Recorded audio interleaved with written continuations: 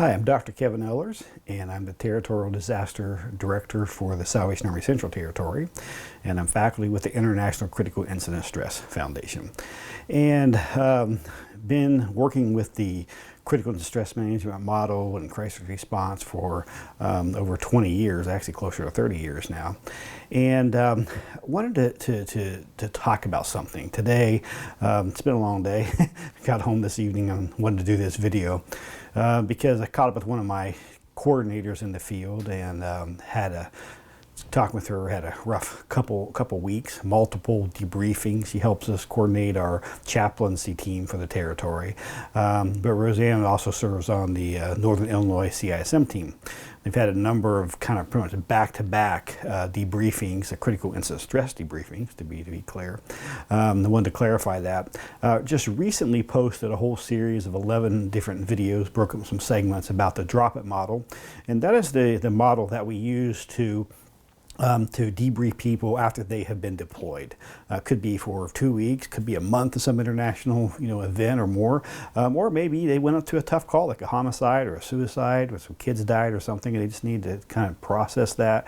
But I want to talk in this video about the debriefing of the debriefer, or the outprocessing, or whatever you choose to call it with your language. But one of the things I wanted to talk about is that there is emotional pileup that happens.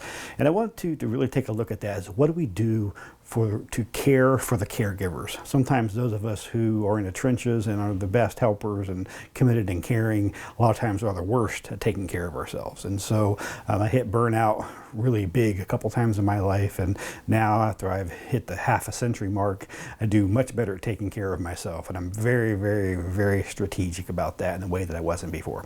And I think that's helped me to stay much stronger in the saddle and keep going, and to really be able to then to speak life and to care for those who are on the front lines a lot better than I did previously.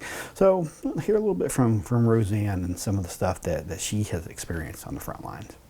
So our CSIM team has responded to several incidences in a very short period of time, and we're now discovering that we have overlooked ourselves in the way of debriefing one another.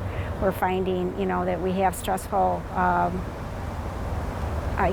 trauma things that are triggering us as well.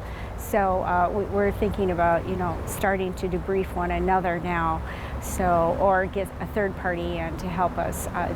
We recognize now how important it is that we look after ourselves as well.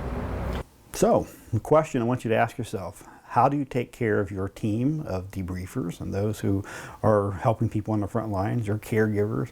And a big question for you: how do you take care of yourself? So, one of the things that I have found is that things can easily pile up. And we often go from one thing to another without really taking time to purge some of that stuff, to let it go, to, as we say, drop it in our drop it model. And then as you let those things go, what do you do to bring new things within? Right? So the whole homeostasis part of our body and how we are designed as human beings is we take in things like air, food, water. Without those things, we would eventually die. But there's another part of that too. As we take things in, we have to always let stuff out. You can't just breathe air in and never let it go out, right? You can't just eat food and it's got to come out, right? You can't drink water only and just keep it in. It comes out through sweat and other things that we do to eliminate things from our body. It's a natural process. So as you take in other people's trauma, other people's grief, how do you let it go? And sometimes we see this on the front lines when we're helping people, but let me tell you something, after 30 years of doing this, when you hear those stories over and over and over again, you feel it, if you're a good helper, and you think the thoughts, and you sometimes feel it in your body, and we know that the secondary stress can be, just as significant on us, emotionally, spiritually, relationally, as primary stress. So are you strategic, and what do you do about it? I guess it would have been a first responder suicide. And the responding people from our CSIM team that went were all first responders, and I was the only emotional spiritual care person there. So it was kind of overwhelming for all of us at the end of that to discuss what would happen, during our discussion. But dealing with all the family members and dealing with some of the public and all that, it kind of piled up on us. One thing I want to say is that there are some things that will impact you far more than others. One of the things we do in the grief and trauma class is we have people do a life impact timeline. And in that exercise, we look at those things from our past, those things that help us connect with people and be more empathic and come alongside people, and help us to have more compassion because of things we experienced, but also those things that are things from our past that may trigger us, that may serve as barriers for us getting close to that situation or being able to hear somebody's story because it reminds us of our own stuff that we may have never dealt with and processed. And so that's my question is are you aware of those things that come up inside you as you're hearing other people talk about their stories of what they have experienced as they were helping others as well? Well, it's very kind that, the agency that I deployed with, they give you a week to readjust to home life, that kind of thing. And it's kind of good because then after that you realize that you really do need to discuss something. You start feeling like, that the adrenaline is gone now. And it's time that you start processing things, and real things that keep you up at night sometimes, or things that you just keep recalling, and you think, geez, I wish I could have done it. It makes you second guessing, that kind of thing. So it is good to be able to talk to somebody, know it's confidential, and you can really express what's really within inside you. So my challenge to you is to really think, what are you doing to strategically take care of your team?